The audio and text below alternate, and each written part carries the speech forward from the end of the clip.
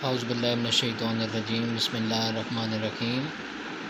मेरा नाम डॉक्टर साद है और मेरी आज की ये वीडियो स्पेशली मेरे कुलीग डॉक्टर्स के लिए है, क्योंकि जब मेरे कुलीग डॉक्टर्स नए नए फील्ड में आते हैं तो उनको दवाइयों के नाम समझने में, दवाई प्रिस्क्राइब करने में काफ़ी मुश्किल होती है और मेरे लिए बहुत मुश्किल होता है कि मैं हर बंदे को इंडिविजुअली पढ़ाऊँ।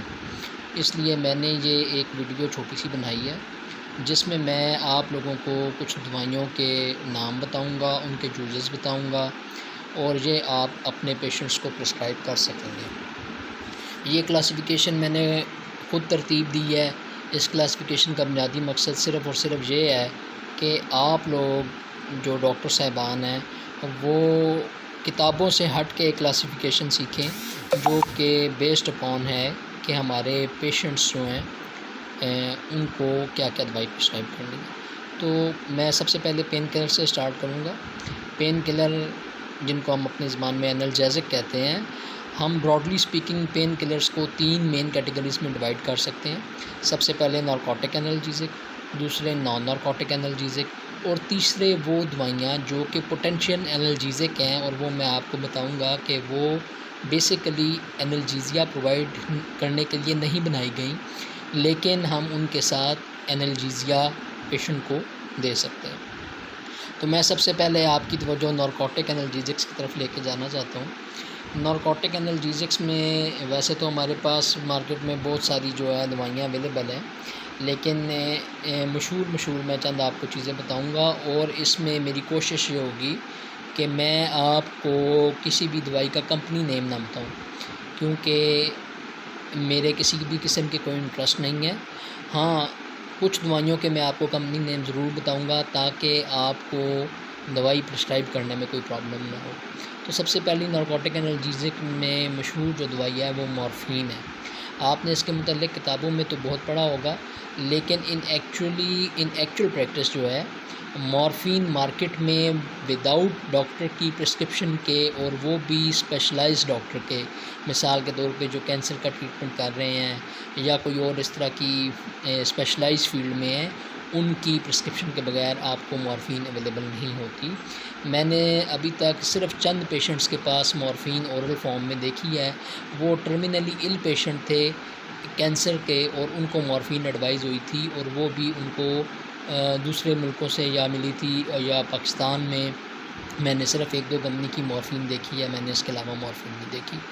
तो मॉर्फिन ओरल और इंजेक्टेबल दोनों फॉर्म में मिलती है और दोनों फॉर्म पाकिस्तान में तकरीबन नापैद है। तो मॉर्फिन की जगह हमारे मुल्क में मोस्ट कॉमनली जो ड्रग प्रिस्क्राइब होती थी पहले वो थी नेल्बिन। नेल्बिन में नेल्बिफिन है। नेल्बिन ट्रेड नेम है और इसके अंदर नेल्बिफिन है।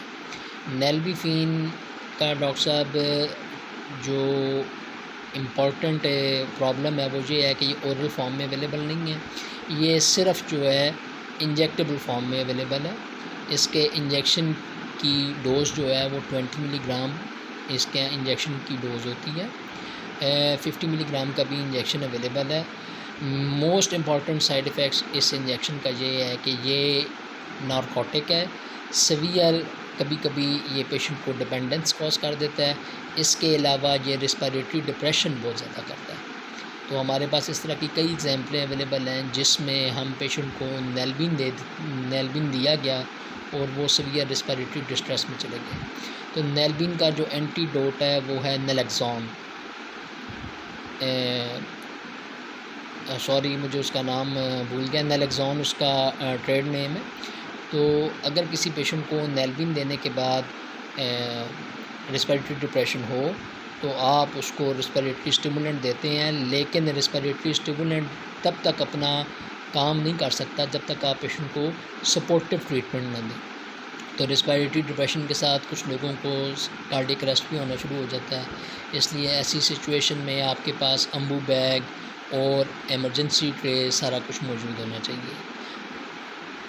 नेल्बिन का एक और मेन साइड इफ़ेक्ट ये है कि ये इमीडिएटली पेशेंट को लगने के बाद नौज़िया क्रिएट करता है। तो नौज़िया से बचने के लिए हम नेल्बिन को हमेशा ग्रेविनेट के साथ मिक्स करके देते हैं ताकि इसको पेशेंट के साथ नौज़िया ना हो। ताकि पेशेंट को नेलबिन के साथ नाज़िया ना हो। और इसके अलावा नेलबिन जो है बिल्कुल स्लो करके या डाइल्यूटेड फॉर्म में दिया जाता है। अब अगर आप देखें तो मैंने मॉर्फिन के साथ एक दवाई बिल्कुल साथ उसकी लिखी है, उसका नाम है कोडोजेज़िक। कोडोजेज़िक एक दवाई है जो पाकिस्तान में पहले अवेलेबल थी, अब कुछ अरसे से मार्केट में आना बंद हो गई है। कोडोजेज़िक उसका ट्रेड नेम है। बेसिकली कोडोजेज़िक के अंदर कोडीन होती है, और कोडीन जब आप पेशेंट को देते हैं तो वो बॉडी में जाके मॉर्फिन में कन्वर्ट हो जाती है सेकेंडरीली। शायद यही रीज़न है कि कोडीन जो है वो मार्केट से बैन कर दी गई। वैसे पाकिस्तान में पहले कोडीन कोडोजेज़िक के नाम से दवाई अवेलेबल थी, आजकल ज़रा वो दवाई भी नापैद होती जा रही है। अब अगर आप ज़रा सा नीचे आएँ तो उसमें हमारा ड्रग लिखी हुई है ट्रामाडोल। आप सारे इसके नाम से वाकिफ़ होंगे। ट्रेमोल के नाम से ये दवाई ऑल ओवर द पाकिस्तान बहुत ज़्यादा मशहूर है। ट्रेमोल में ट्रामाडोल होती है। ट्रामाडोल कैप्सूल फॉर्म में 40 मिलीग्राम में, टैबलेट फॉर्म में 40 मिलीग्राम में अवेलेबल है। ट्रामाडोल की इफ़ेक्ट्स को इन्हांस करने के लिए इसको पैरासिटामोल के साथ कम्बिनेशन में भी दिया जाता है, और इससे दवाई का इफ़ेक्ट इन्हांस हो जाता है। ट्रामाडोल की खूबी ये है कि ये लेस एडिक्टिंग है, लेकिन ये एडिक्शन कॉज करती है। स्पेशली इसका इंजेक्शन जो है वो एडिक्शन क्रिएट करता है। मैंने बहुत से लोगों को ट्रामाडोल का इंजेक्शन लगने के बाद एडिक्ट होते हुए देखा है। इसलिए अगर आपने किसी को ट्रामाडोल का इंजेक्शन देना है तो बहुत एहतियात से देना है। ट्रामाडोल के साथ रेस्पिरेटरी डिप्रेशन, कार्डिक डिप्रेशन के केसेस कम रिपोर्ट हुए हैं, लेकिन हो सकते हैं। ये ट्रामाडोल इंजेक्टेबल फॉर्म में और ओरल फॉर्म दोनों में अवेलेबल है। अच्छा पेन किलर है, अफेक्टिव है, लेकिन एहतियात के साथ पेशेंट को देना है। डोजेज इसकी टैबलेट फॉर्म में जो है वो 1 BD में आप दे सकते हैं, 1 OD में भी दे सकते हैं। और मैं अपने पेशेंट को अगर एडवाइस करता हूँ तो मैं हाफ़ टैबलेट कभी कभी एडवाइस करता हूँ, वो भी दिन में 1 मरतबा एडवाइस करता हूँ, और वो भी मैं उनको पहले कॉशन देता हूँ कि आपने ये दवाई ज़्यादा नहीं इस्तेमाल करनी। नेक्स्ट जो ड्रग है वो आपके पास जो लिखी हुई है वो है टपेंटाडोल। टपेंटाडोल मार्केट में इस वक्त बहुत से नामों से अवेलेबल है, जिसमें से एक मशहूर नेम जो है वो टपेंटो है। टपेंटो 75 मिलीग्राम की टैबलेट है, और 75 मिलीग्राम की ये टैबलेट हाफ़ लाइफ जो है इसकी कम है, तो ये आपको ज़रा पेशेंट को ज़्यादा मकदार में देनी पड़ती है, आलमोस्ट 1 टैबलेट एवरी 4 आवर। तो 1 टैबलेट और 2 टैबलेट आप एवरी 4 आवर दे सकते हैं। इसके अभी सारी जितने भी नारकोटिक एनाल्जेसिक हैं सब में रेस्पिरेटरी डिप्रेशन होती है, सब में गनुदगी होती है, सब में जो है नोज़िया, वॉमिटिंग, ये सिम्टम्स क्रिएट होती हैं। जितने भी नारकोटिक एनाल्जेसिक हैं वो सब कॉन्स्टिपेशन क्रिएट करते हैं। तो टपेंटो जो है वो मैंने इसको बहुत अच्छा टपेंटाडोल इसको मैंने बहुत अच्छा पेन किलर पाया है। जिस पेशेंट को किसी भी दवाई से आराम नहीं आ रहा होता उसको टपेंटाडोल से आराम आता है, लेकिन ये नाज़िया भी आम दवाई की निस्बत ज़्यादा करती है, और एडिक्टिंग पोटेंशियल इनमें काफ़ी ज़्यादा है। अब अगर मैं आपके पास नॉन नारकोटिक एनाल्जेसिक्स में आऊँ तो नॉन नारकोटिक एनाल्जेसिक्स में हमारे पास 2 मेन कैटेगरीज़ हैं, जिनमें से एक प्लेन पेन किलर है जो कि पैरासिटामोल या पैनाडोल के नाम से आता है, और दूसरी जो कैटेगरी है उसमें आप non steroidal anti inflammatory drugs जो है वो पेशेंट को देते हैं। पैरासिटामोल मोस्ट कॉमनली पैनाडोल के नाम से मशहूर है। पैनाडोल आप दुनिया की जो सेफेस्ट पेन किलर है वो पैनाडोल है, और इसका मॉडरेट पेन में ये पेशेंट को बहुत अच्छा पेन रिलीफ प्रोवाइड करती है। मॉडरेट सीवियर पेन में इसको आपको किसी और चीज़ के साथ मिला के भी देना पड़ता है। बहुत से लोगों को ये बहुत पसंद है। और पैनाडोल जो है वो सेफ़ इन प्रेगनेंसी है। प्रेगनेंसी में फ़र्स्ट ट्राइमेस्टर ऑफ प्रेगनेंसी में जहाँ पे सब दवाइयाँ कंट्राइंडिकेटेड होती हैं, वहाँ पे पैनाडोल एक वो वाहिद दवाई है जो कि कंट्राइंडिकेटेड नहीं है, और वो आप पेशेंट को दे सकते हैं। डोजेज इसकी आप सबको ही पता होगी मेन आपको जो चीज़ें पता होनी चाहिए वो प्रेगनेंसी में बच्चों में बड़ों में किस में ये दवाई नहीं दी जाती और किस में दी जाती है। तो अगर आप देखें तो नारकोटिक एनाल्जेसिक्स जो हैं वो प्रेगनेंसी में नहीं दिए जा सकते, वो छोटे बच्चों को नहीं दिए जा सकते, ठीक है। तो उनमें आप प्लेन पेन किलर्स पे रहते हैं या फिर आप non steroidal anti inflammatory drugs के ऊपर आते हैं। अब मैं आपको non steroidal anti inflammatory drugs में 2 मेन क्लासिफिकेशन बताना चाहता हूँ, जैसे कि COX-1 और COX-2 इनहिबिटर है। बेसिकली COX-1 और COX-2 दो एंजाइम हैं जिनके ऊपर आपकी दवाई अपना असर करता है, जिनके ऊपर एंजाइम्स हैं जिनके साथ ड्रग की पोटेंशिएशन होती है। तो कुछ दवाइयाँ ऐसी हैं जिनके मुतल्लिक कहा जाता है कि वो COX-2 इनहिबिटर हैं, जैसे कि मेलॉक्सिकैम और सेलिकॉक्सिब है। तो मेलॉक्सिकैम आपके पास 7.5 मिलीग्राम और 15 मिलीग्राम टैबलेट फॉर्म में अवेलेबल है। सेलिकॉक्सिब आपके पास 100 मिलीग्राम और 200 मिलीग्राम में अवेलेबल है। ऑल्दो इनके मुतल्लिक ये कहा जाता है कि ये COX-2 इनहिबिटर हैं, but in the long term use में आहिस्ता आहिस्ता इनका COX-2 अफेक्ट जो है वो COX-1 में कन्वर्ट हो ही जाता है। और कहने को तो ये गैस्ट्रिक इरिटेशन नहीं क्रिएट करती, लेकिन जब आप इन पेशेंट को कुछ अर्से के लिए ये देते हैं तो आहिस्ता आहिस्ता COX-1 भी इनहिबिट होना शुरू हो जाता है। कुछ दूसरी दवाइयाँ हैं जिनके आगे मैंने COX-1 इनहिबिटर लिखा है। ये बेसिकली COX-1 को भी इनहिबिट करती हैं, COX-2 को भी इनहिबिट करती हैं, जो एंजाइम है उसको दोनों को इनहिबिट कर देती हैं, जिसकी वजह से प्रोस्टाग्लैंडिन जो है वो नहीं बनते। और प्रोस्टाग्लैंडिन्स जो हैं वही मेन हमारा पेन मीडिएटर है। तो प्रोस्टाग्लैंडिन जो है वो आपके जब नहीं बनते तो आहिस्ता आहिस्ता आपका पेन पाथवे दम तोड़ना शुरू हो जाता है। इनमें बहुत मशहूर दवाई आइबुप्रोफेन, बचपन से आप ब्रूफेन की दवाई खाते आए हैं, वो है 200 मिलीग्राम 400 मिलीग्राम में अवेलेबल है टैबलेट फॉर्म में। इसके अलावा इसकी एक फ़र्दर बहन भी आ गई है जिसका नाम डेक्साइबुप्रोफेन है, और ये सिरप फॉर्म में भी अवेलेबल है। अगर आप किसी बच्चे को देंगे तो आप ब्रूफेन का सिरप 1 TDS में देंगे। अगर बच्चे की उम्र बड़ी है तो 2 TDS में आप उसको टीस्पून देंगे। और अगर आप डोज़ बढ़ाना चाहते हैं तो ब्रूफेन डबल स्ट्रेंथ के नाम से सिरप आता है आइबुप्रोफेन का, वो आप दे सकते हैं। पॉन्सनान एक और मशहूर दवाई है जो कि इतनी मशहूर है कि ख़ुद बताते हुए जो है वो अजीब सा लगता है। इसमें असीटामाइनोफेन है, तो असीटामाइनोफेन जो है वो 1 TDS में इसकी डोज़ है, 1 QID भी दी जा सकती है। अगर आप देखें तो इसके आगे मैंने एक नाम लिखा है जिसमें निम्सुलाइड है। निम्सुलाइड आपके पास 100 मिलीग्राम फॉर्म में अवेलेबल है। बहुत अच्छी दवाई निम्स है जो कि जिसमें निम्सुलाइड है, यूनिक्स है। तो इनकी डोज़ जो है OD में या आप BD में प्रिस्क्राइब कर सकते हैं। इसकी ब्यूटी ये है कि ये प्रेगनेंसी में सेफ़ है। आप 3 मंथ से ऑनवर्ड जो है वो निम्सुलाइड दे सकते हैं। हाउएवर आपको कोशिश करनी चाहिए कि प्रेगनेंसी में पैनाडोल के अलावा और कोई दवाई ना दी जाए। नेक्स्ट आपकी कैटेगरी में डाइक्लोफेनेक है, और इसकी आगे एक बहन आ गई है जिसका नाम एसाइक्लोफेनेक है। Diclofenac 50 milligram, 75 milligram, 100 milligram form में अवेलेबल है। एसाइक्लोफेनेक जो है वो 100 मिलीग्राम और 200 मिलीग्राम फॉर्म में अवेलेबल है। डोजेज इनकी आप पेशेंट की नीड के मुताबिक 1 OD, 1 BD, 1 TDS किसी भी फॉर्म में दे सकते हैं। हाँ, ये आप देखें कि आपने अगर 100 मिलीग्राम की आप टैबलेट दे रहे हैं तो उसकी डोज़ OD होती है, वो आप BD ना दिया करें। तो आप 100 मिलीग्राम में अगर आप डाइक्लोफेनेक देंगे तो वो आप OD ही देंगे। अगली जो ड्रग है वो नेप्रोक्सन है। नेप्रोक्सन 2 फॉर्म में अवेलेबल है, एक नेप्रोक्सन सोडियम है, एक प्लेन नेप्रोक्सन है।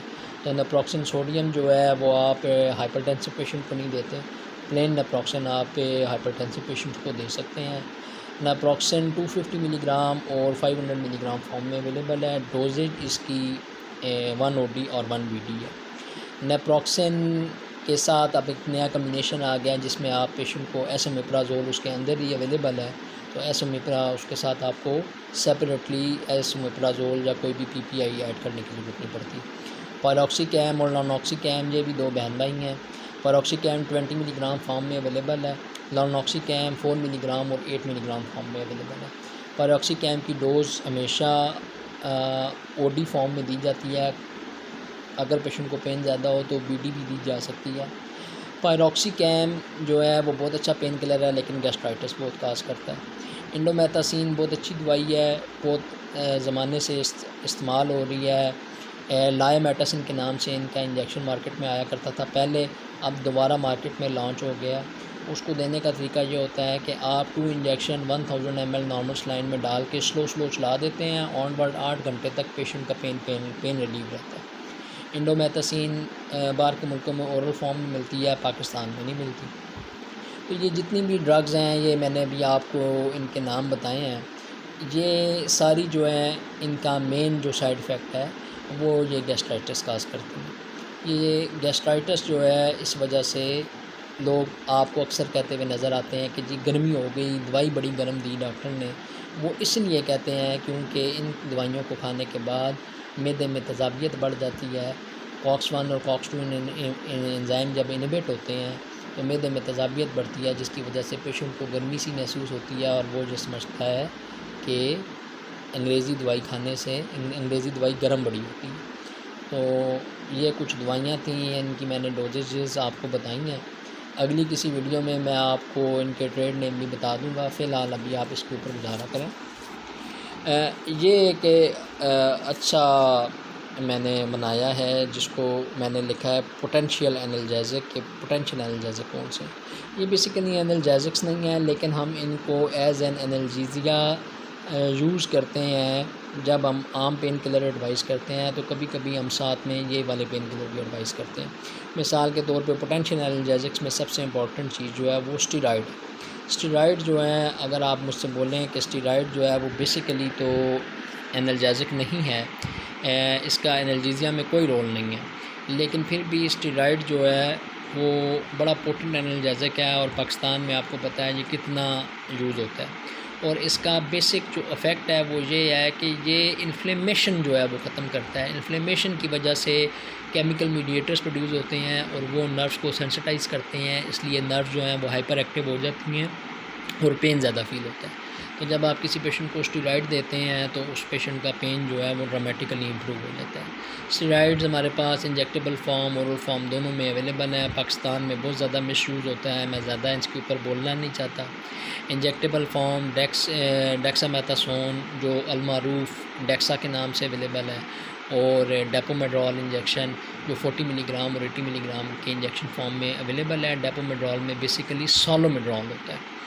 ओरल स्टीरॉइड में हमारे पास डेक्सामेथासोन है, बीटामेथासोन है। डेक्सामेथासोन आपके पास 5 मिलीग्राम की टैबलेट अवेलेबल है।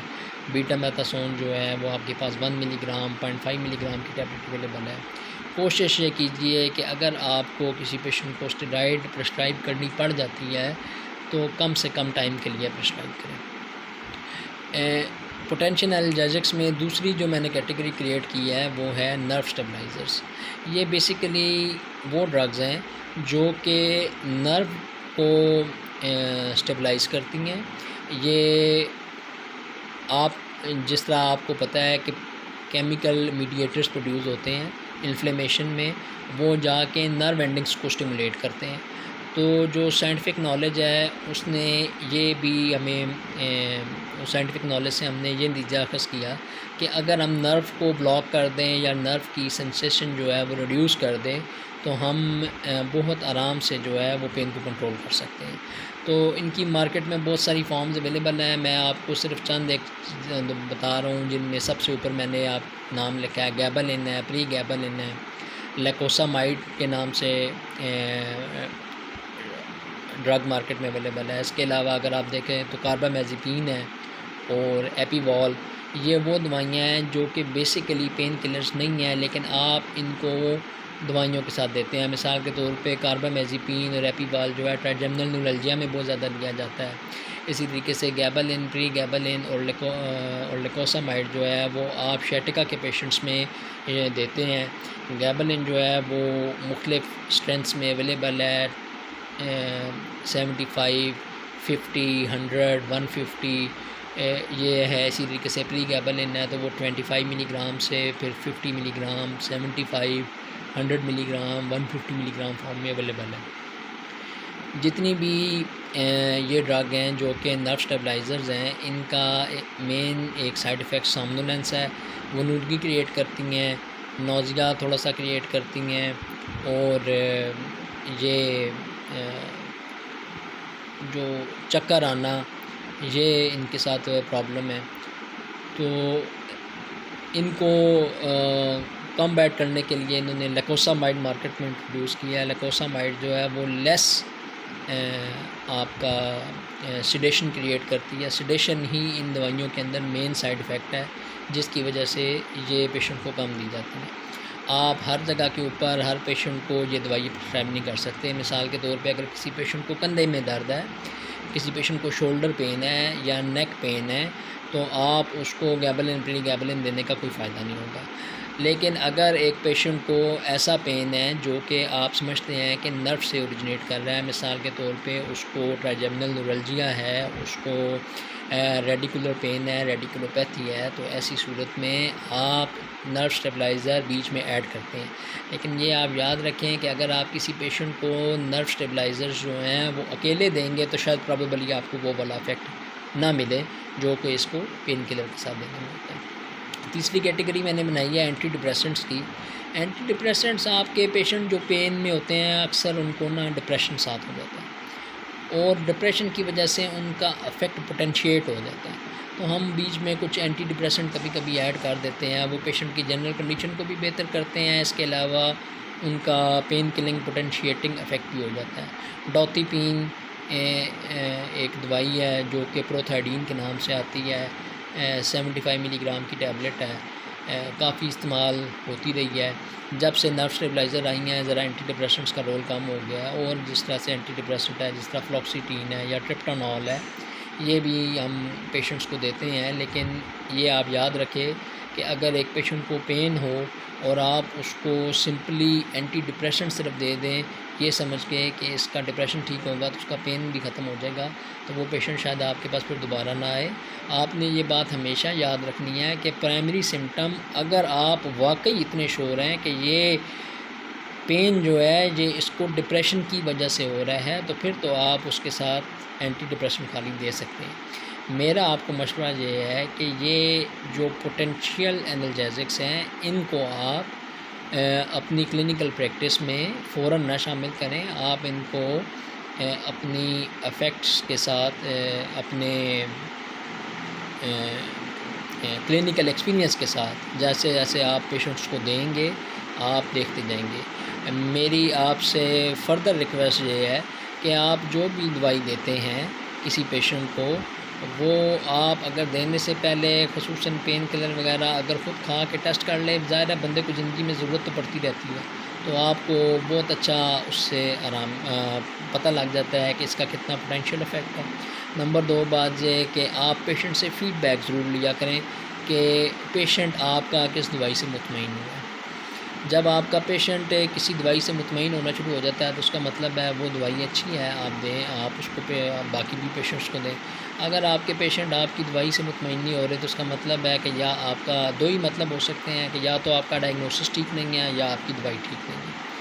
तो डायग्नोसिस तो आप माशाल्लाह से सारे डॉक्टर हैं, डायग्नोसिस आपका ठीक ही होता है, तो आप थोड़ा सा दवाई के ऊपर थोड़ा सा ध्यान दें। बाकी इंशाल्लाह मैं अगली किसी वीडियो में अगर बेहतर हो सका तो मैं आपको इनके नाम भी बताऊंगा और मुख्तलिफ जो मार्केट में नाम से दवाइयाँ अवेलेबल हैं मैं वो भी बता दूंगा। अभी मैंने जान के मार्केट में अवेलेबल दवाइयों के नाम नहीं बताए क्योंकि कॉन्फ्लिक्ट ऑफ इंटरेस्ट जो है वो ऐसी चीज़ है कि मैं उसमें नहीं पढ़ना चाहता। मैं सिर्फ़ आपको वो चीज़ बताना चाहता हूँ जो कि मेडिसिन के पॉइंट ऑफ व्यू से ज़रूरी है, ना कि वो चीज़ जो कि मार्केटिंग के पॉइंट ऑफ व्यू से ज़रूरी है। बहुत शुक्रिया, थैंक यू।